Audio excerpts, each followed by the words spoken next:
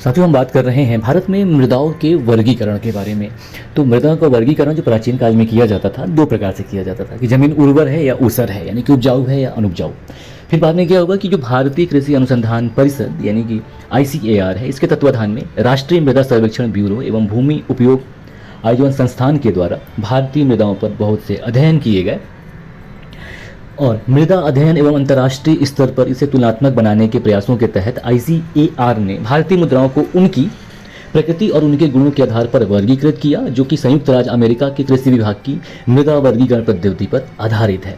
तो जो भारतीय कृषि अनुसंधान परिषद या ICAR है, यानी कि Indian council of agriculture research है, यह या इसके द्वारा संरचनात्मक मिट्टी और खनिज, मिट्टी के रंग और संसाधनात्मक महत्व को ध्यान में रखते हुए भारतीय मिट्टी को 8 वर्गों में विभाजित किया गया है, जो उनकी उत्पत्ति, रंग, संयोजन और अवस्थिति के आधार पर की गई है। जिसमें सबसे पहले रखा जाता है जलोढ़ मृदा को, उसके बाद काली मृदा आती है, फिर लाल और पीली मृदा आती है, इसके बाद लेटेराइट मृदा आती है, शुष्क मृदा आती है और लवणीय मृदाएं आती हैं, इसके बाद पीटमय मृदाएं, फिर आती हैं वन मृदाएं। तो अगर हम जलोढ़ मृदाएं की अगर हम बात करें या एलुवल साइल की बात करें या दोमट मृदा की बात करें, तो यह उत्तरी मैदानों और नदी घाटियों में भारत के सर्वाधिक क्षेत्रों में पाए जाने वाली मृदा है, जो देश के कुल क्षेत्रफल के लगभग 40% भाग यानी कि 15 लाख वर्ग किलोमीटर क्षेत्र पर फैला हुआ है।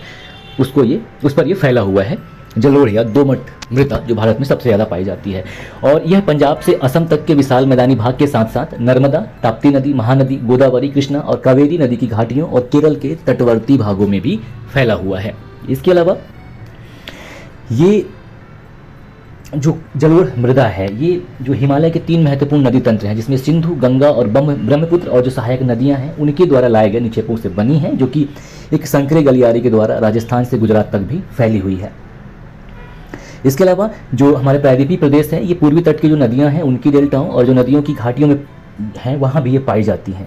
और जो पूर्वी तटीय मैदान है, विशेषकर महानदी, गोदावरी, कृष्णा और कावेरी नदियों के डेल्टा भी जलोढ़ मृदा से बने हुए हैं। और जो जलोढ़ मृदा होते हैं, इनका रंग जो है हल्के धूसर से लेकर राख जैसा होता है, राख धूसर जैसा होता है। और इनका जो रंग है, ये जमाव की गहराई, जलोढ़ के गठन और निर्माण में लगने वाली समय पर निर्भर करता है। और ये जो जलोढ़ मृदा होती है, इसकी उर्वरता जो है अधिक होती है, इसलिए जलोढ़ मृदा वाले क्षेत्रों में गहन कृषि की जाती है। साथ ही साथ इस क्षेत्र में जनसंख्या का घनत्व भी अधिक पाया जाता है। और ये जो जलोढ़ मृदाएं हैं, ये गठन में बलुई दोमट की चिकनी होती हैं और इस मिट्टी में पोटास, फास्फोरिक एसिड, चूना और जैविक पदार्थ जो है प्रचुर मात्रा में पाए जाते हैं, लेकिन इनमें नाइट्रोजन और ह्यूमस तत्व की कमी पाई जाती है।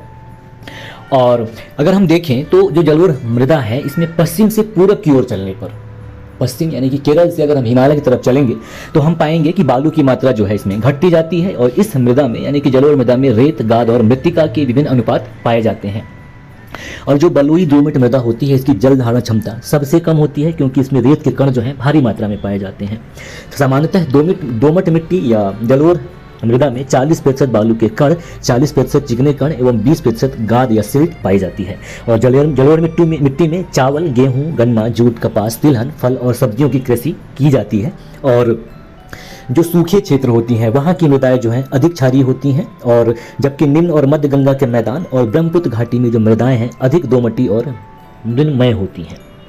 और जलोढ़ मृदा जो है आयु के आधार पर 2 प्रकार की होती है, एक बांगर और दूसरा खादर। तो जो पुरानी जलोढ़क होती है उनको बांगर कहा जाता है, जो पुरानी जलोढ़ की मिट्टी होती है उनमें उनको बांगर कहा जाता है, और जो नई जलोढ़ मिट्टी होती हैं उनको खादर कहा जाता है। तो जो खादर जलोढ़ मृदा है, ये प्रतिवर्ष बाढ़ों के द्वारा जमा होने वाला नया जलोढ़क है। ठीक है।